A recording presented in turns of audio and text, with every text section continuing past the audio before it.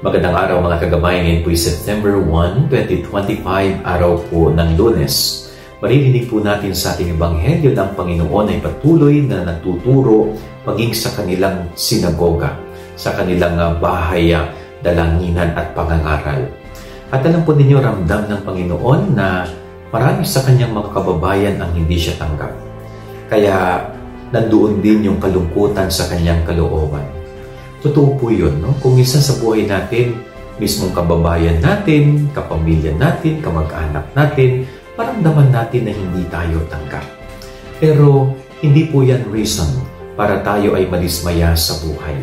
Hindi man tayo makaramdam ng pagmamahal mismong sa mga taong malapit sa ating puso, tandaan natin na maraming tao pa rin ang handa tayong mahalin.